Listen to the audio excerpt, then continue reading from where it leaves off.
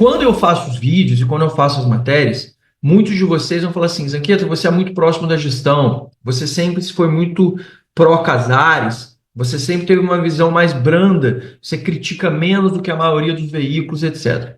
O que eu faço ou deixo de fazer está muito mais com base nas conversas e argumentações que eu tenho diretamente com as pessoas do que com base em hypar vídeos e em fazer ter algum tipo de esforço em ficar aqui o dia inteiro fazendo crítica, como eu já falei para vocês, pegar o Morumbi rachado, pegando fogo, colocar um diabo do lado, o dinheiro queimando, sim, o escudo do São Paulo rachado, fazendo essas coisas. Acho ridículo isso. Acho ridículo, acho infantil, no final das contas. Isso é completamente infantil, por quê?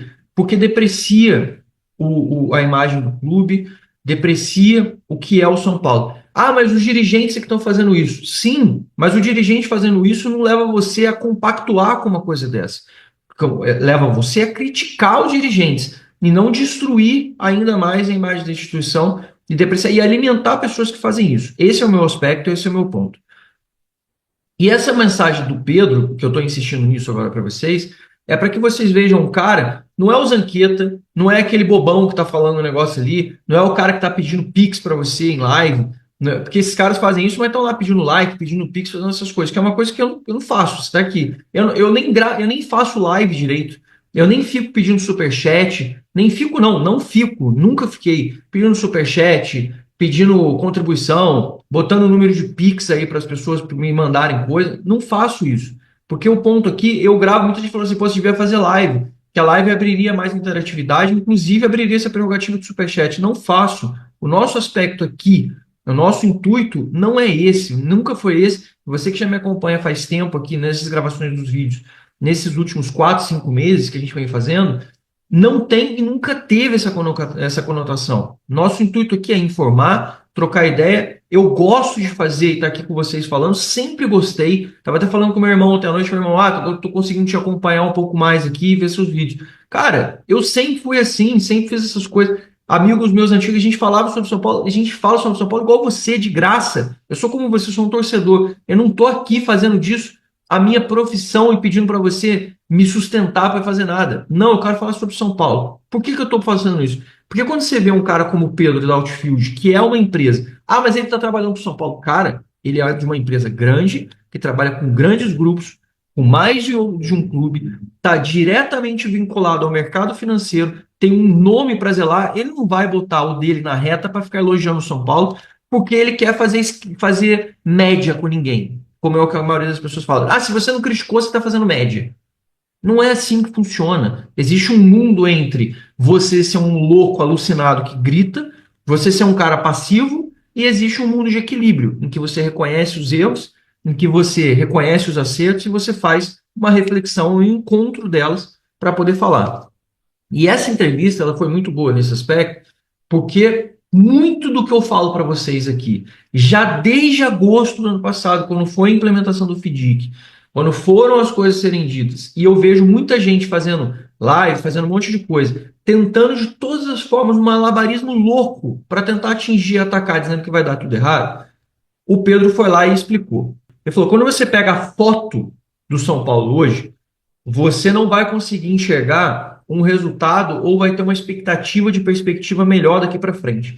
Entretanto, ele fala, só que esse processo que o São Paulo está vivendo não é uma foto, é um filme, é mais longo. O São Paulo vai ter que ser analisado pelo final do filme e não pela foto atual. A foto atual é muito feia, a foto atual é muito ruim, sim, por conta também das decisões e das atitudes dos dirigentes, ninguém está deixando de questionar isso. Só que isso não vai voltar atrás, o que vai mudar é o futuro. Ele fez uma comparação muito interessante sobre a diferença entre o Palmeiras de 2013 e o Flamengo de 2013 naquele período em que eles mudaram muito a configuração e na análise dele, ao contrário do que a gente acha que mas o futebol naquela época pagava menos, o futebol naquela época remunerava menos em premiação, o futebol naquela época não tinha tanto investimento nos clubes e nos times. O São Paulo hoje fazendo isso, ele corre muito mais risco do que correr naquela época.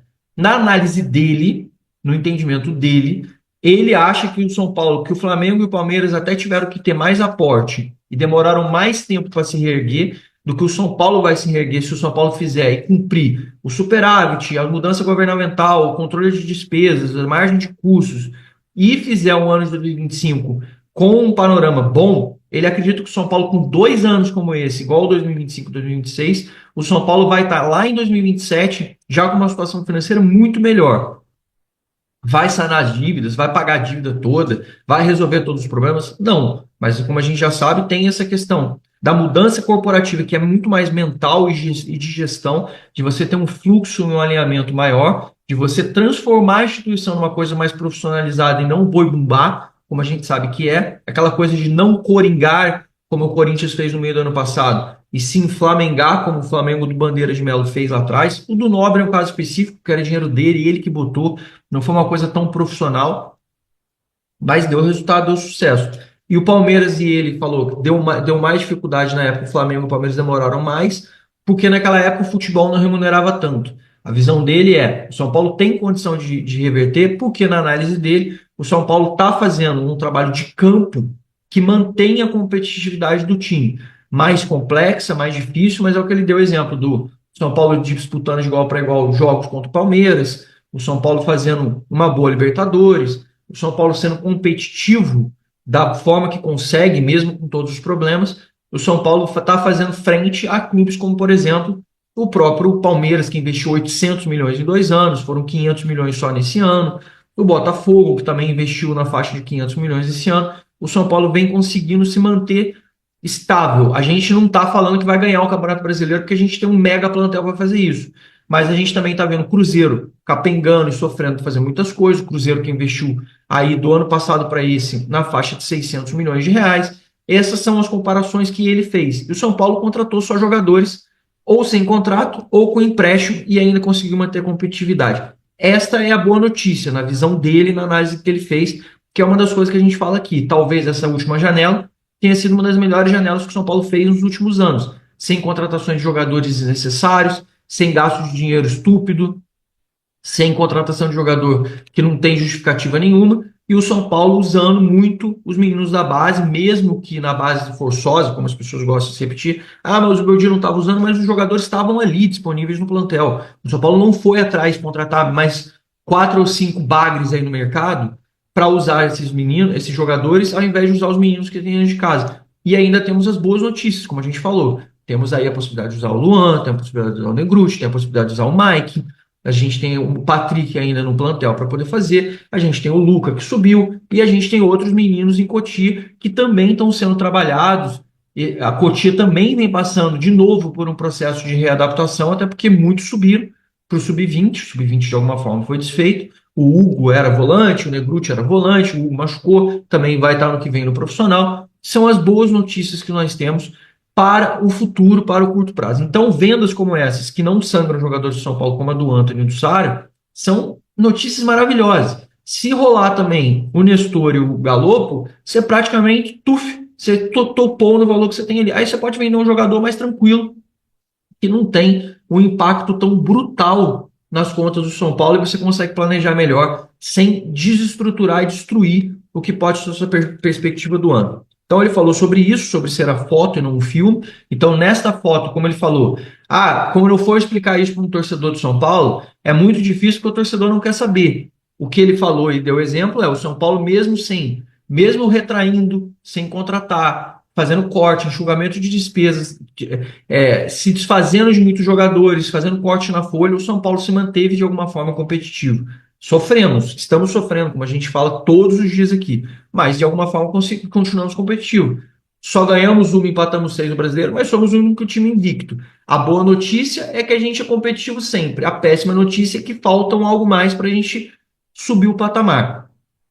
Existe uma preocupação? Existe. Todo mundo fala aí, faltam 36 pontos, que é a questão do Campeonato Brasileiro. O São Paulo já fez 7 rodadas, a gente está falando aí de quase 20% do campeonato, não é pouco, mas a gente vê como está parelho, como está disputado o Campeonato Brasileiro entre todos os times. Ele falou que sim, 2025 vai ter um contexto péssimo, porque é um ano de estabilização, é um ano de mudança, que 2026 pode ser um ano parecido com esse, mas um pouco mais leve, é a questão. A questão da governança vai fazer o São Paulo subir com a arrecadação, porque vem subindo, mas o controle de gastos vai fazer ter uma sobra maior de dinheiro. O São Paulo tende nesse ano a diminuir as suas dívidas bancárias, que são as piores de todas. O São Paulo pagou 89 milhões de dívidas bancárias ano passado, e o São Paulo tende a diminuir um pouco mais esse ano por conta da questão do FDIC. É o que ele falou, é o remédio amargo que ninguém quer tomar, mas que o São Paulo está tomando e que aí gera incômodo e incomoda e deixa todo mundo mal.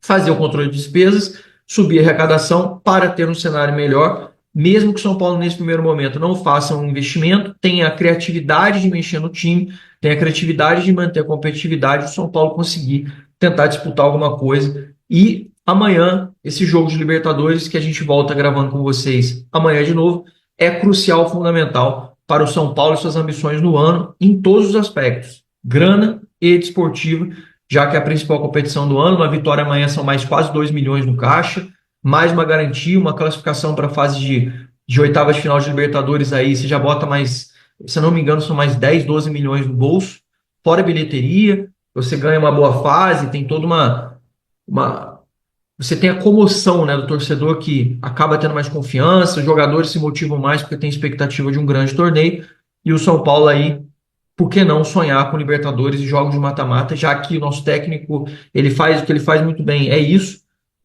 Em partidas de mata-mata a gente tem muito equilíbrio, e ao mesmo tempo sonhar por melhores momentos no Campeonato Brasileiro, já que a gente tem um Palmeiras pela frente, a gente vai ter tempo de falar isso, mas é uma preocupação que a gente tem daqui para frente.